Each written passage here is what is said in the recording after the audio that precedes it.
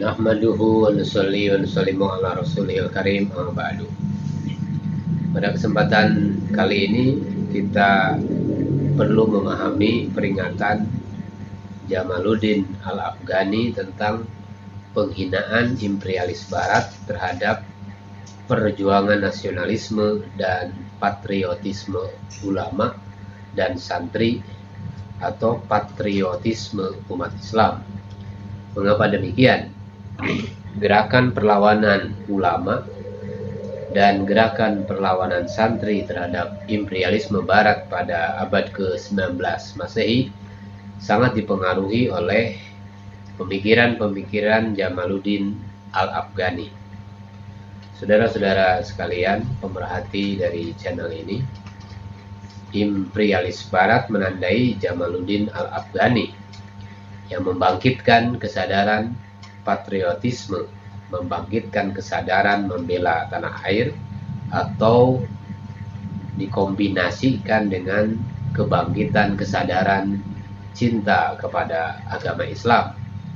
Sikap ini sebagai jawaban terhadap invasi imperialis barat yang mencaplok negara-negara umat Islam, dan imperialis barat mengembangkan penjajahan disertai pengembangan ajaran agamanya dengan pemaksaan dan penindasan atau politik kristenisasi.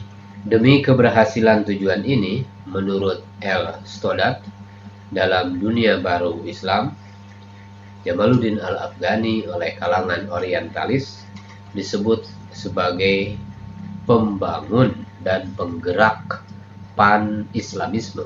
Oleh karena itu, Barat mengingatkan sesama negara penjajah terhadap bahaya kebangkitan gerakan solidaritas Muslim yang anti-imperialisme Barat. Saudara-saudara sekalian, Said Jamaluddin Al-Afghani itu disebut oleh Bung Karno di dalam bukunya sebagai harimau pan-Islamisme yang gagah berani, bekerja dengan tiada henti-hentinya menanamkan benih keislaman di mana-mana, menanamkan rasa perlawanan terhadap ketamakan Barat, menanamkan keyakinan bahwa untuk perlawanan itu kaum Islam harus mengambil tekniknya kemajuan Barat dan mempelajari rahasia-rahasianya kekuasaan Barat. Saudara-saudara sekalian, pemerhati dari channel ini, istilah pan-Islamisme bukanlah buatan Jamaluddin Al-Afghani, melainkan istilah yang dibuat oleh dunia Barat dalam menamai satu gerakan kebersamaan. Sebenarnya, pan berasal dari bahasa Latin, artinya semua atau all. Misalnya pan-Asianisme, pan-Afrikanisme, pan-Arabianisme, pan-Slavianisme, pan-Americana, dan yang lainnya. Jadi penggunaan istilah pan-Islamisme datangnya dari para politisi dan para penulis Barat. Penamaan seluruh gerakan perlawanan terhadap penjajah Barat yang dilancarkan oleh umat Islam di seluruh dunia.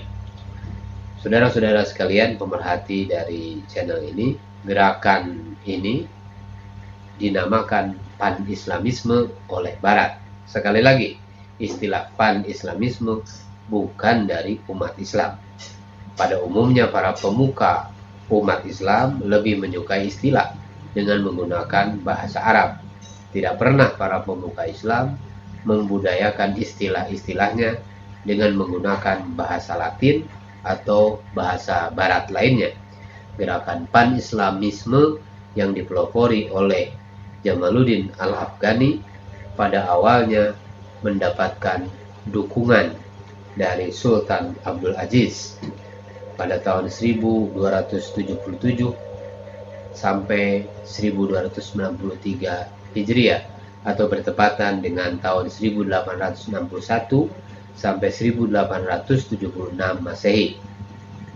Dan juga Abdul Hamid II pada tahun 1876 sampai 1909 Masehi dari Kesultanan Turki. Sultan Abdul Hamid II sebagai penganut Ahlus Sunnah wal Jamaah, menjadikan Konstantinopel atau Istanbul sebagai markas besar gerakan anti-imperialisme Barat.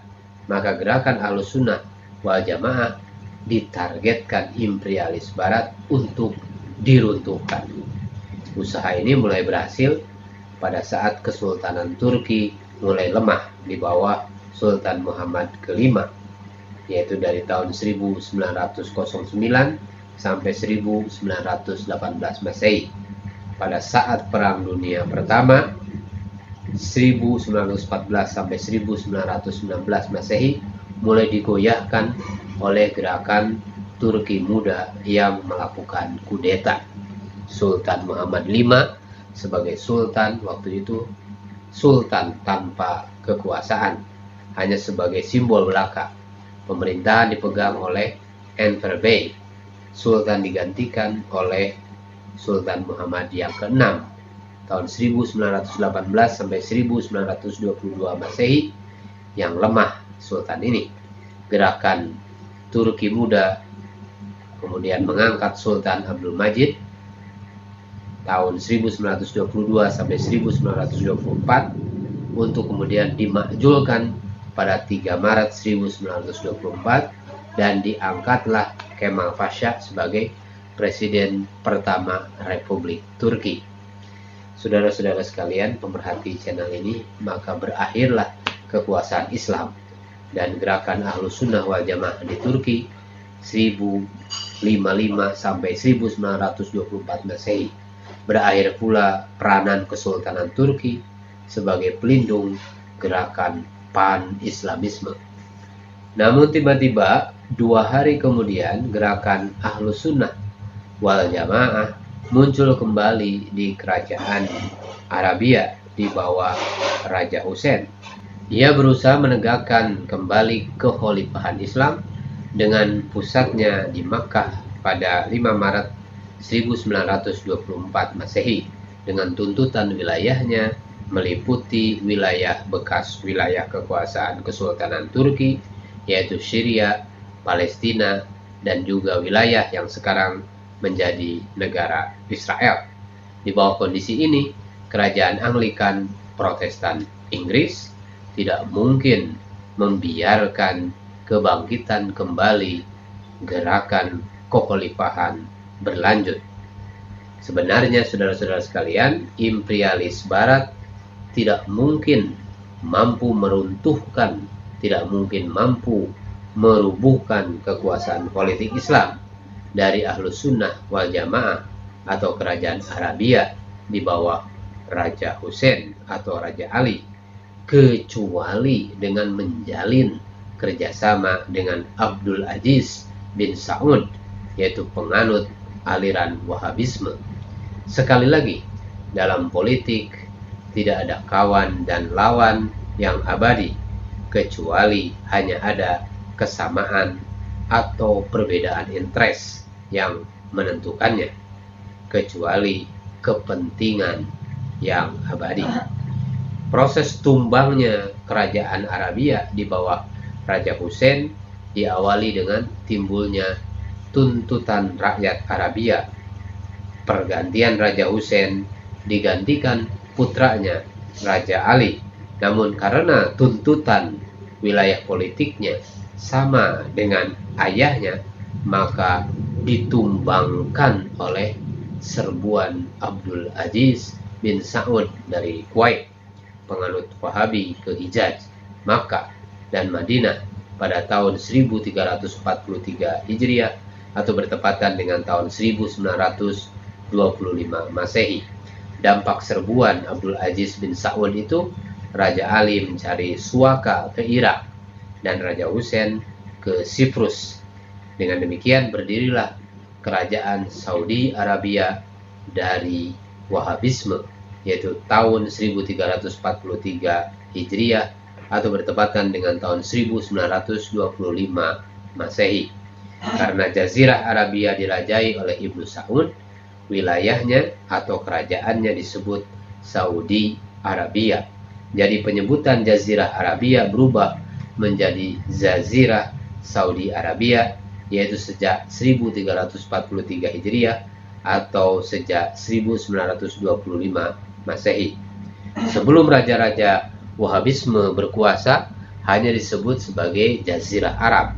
Dengan demikian, imperialis Barat telah berhasil memecah belah kekuasaan politik Islam atau Kesultanan Turki di Timur Tengah dengan munculnya gerakan nasionalisme.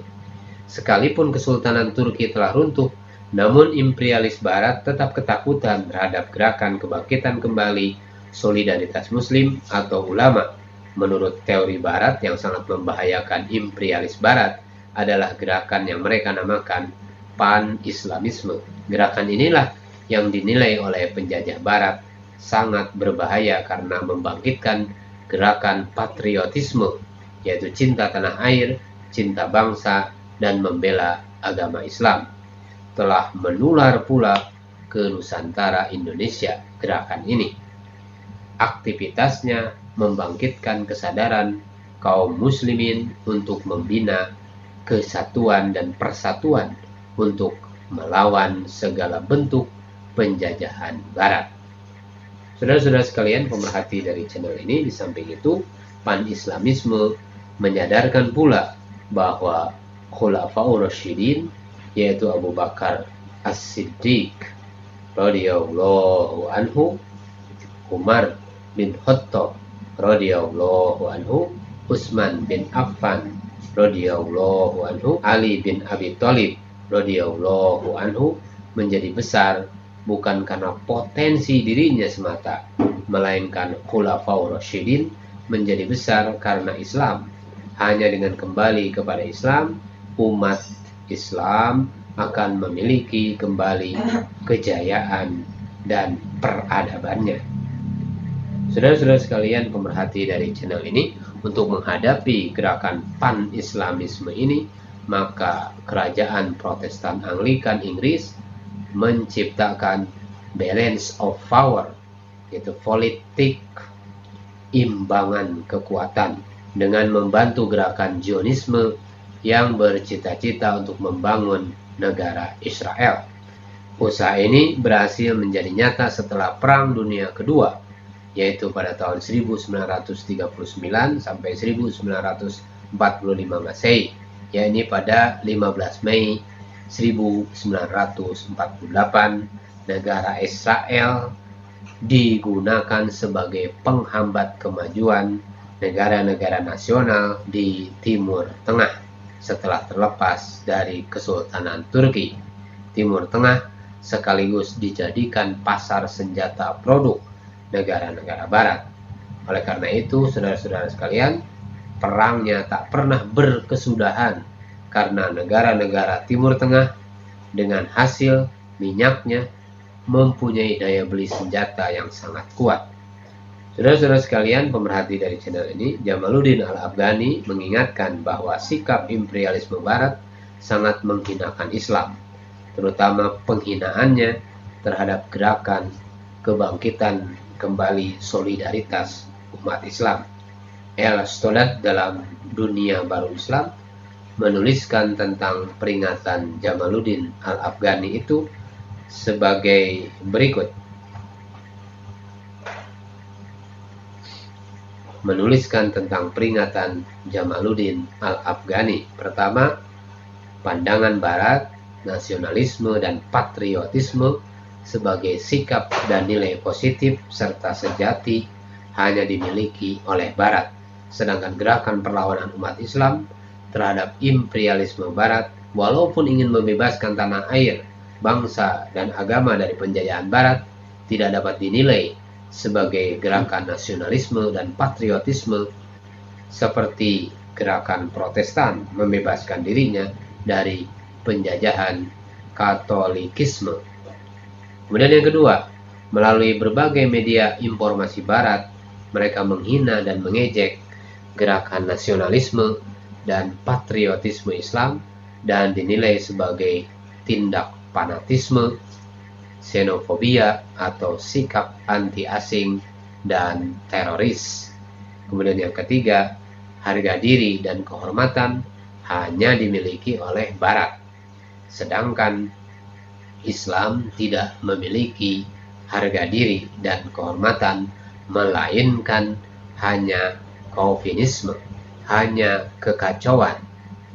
Kemudian yang keempat, umat Islam dari Asia dan Afrika dinilai oleh Barat sebagai bangsa yang terbelakang dan biadab.